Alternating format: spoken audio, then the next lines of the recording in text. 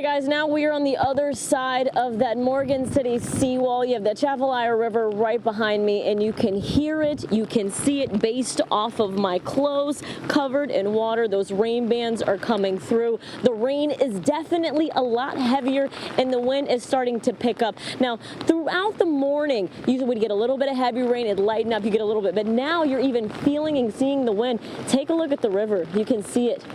You can see the wind and the rain increasing in the heaviness. Again, we are standing on the other side of the Morgan City seawall next to the Atchafalaya River. You can also see that the roads are pretty empty. Downtown is pretty clear. Everybody is sheltering in place. We spoke to many residents. Everyone carries that same feeling of, though we're used to hurricanes, it's still concerning because you never know what can happen. Though an evacuation, a mandatory evacuation order is not in place, the mayor, the chief, the sheriff, the fire department, everyone is saying the same thing. Stay home until this hurricane passes through. They have emergency crews on standby, ready to repair any damages and get your power back. But as I mentioned, rain is starting to come down heavier. It gets heavy and then it lightens up. The winds are increasing. We still have not seen Hurricane Francine make landfall, but we're going to update you as these conditions worsen. Now, Lillian, you have more updates from all of the people I just listed on safety measures. You also have, I believe, a cool story, some hurricane chasers. What do you got going on over there, Lillian? Right now we're here at Lake Palourde, and you can see behind me, I mean, I can feel the wind at my back. It's been pushing me for many minutes. I mean, I think it really ramped up about 10 to 15 minutes ago.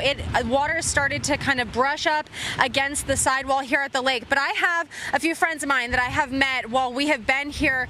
Guys, what are you doing here? Now, this is Pedro.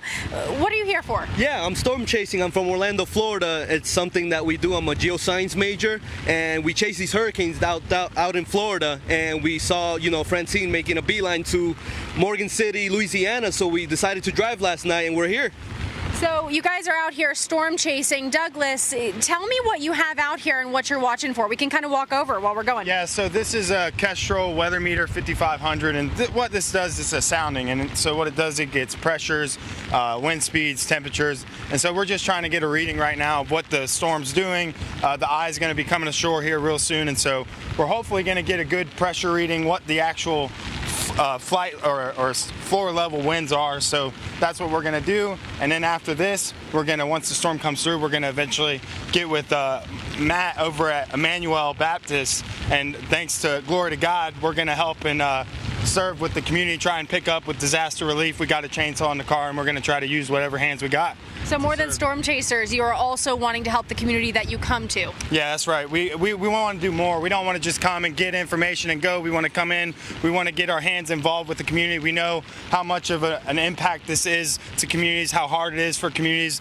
the vulnerable. So we just want to be here. We want to kind of be a light into the darkness and just serve the community. Thank you so much for your time. Stay dry as much as you can. Thank you for showing us your tech. You know, we're going to stay here. We're going to stay on top of this. Reporting at Lake Palourde, Lillian Donahue, KATC. All right, thanks, Lillian, for that. Now, let's check in with our Christina Mondragon, who is in Lafayette Parish, to see the latest on what's happening here. Christina? Hey, Jasmine. Hey, everyone. Honestly, not much rain, not much wind. It's pretty relaxed here, not much to update, honestly. But LCG, Lafayette Consolidated Government, recently had put out a list on a final storm prep checklist. And I'm going to read that to you right now. Before the weather really starts to ramp up, you guys got to make sure you guys have everything ready to go so you guys aren't scrambling at the last minute to get those preparations in order. So secure your home. Make sure those things around your yard are tied up or put away inside your home. And as always, please have enough water to drink. They are recommending 1 gallon per person in your household. As well, make sure that all your devices are charged. Make sure they're 100%, because when that power goes out and if you don't have any backup batteries, you could be left in a pickle. And also prepare that backup power. Make sure those generators are ready to go. And also just stay informed. Make sure you're tuning into KATC to read the latest updates with the weather. For now, I'm Christina Mondragon, your Lafayette Parish reporter for KATC TV3.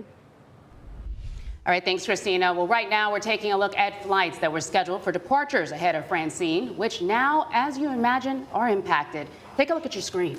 According to Flight Directory at Lafayette Regional Airport, all afternoon departing flights are canceled, and the majority of arriving flights are canceled for the day.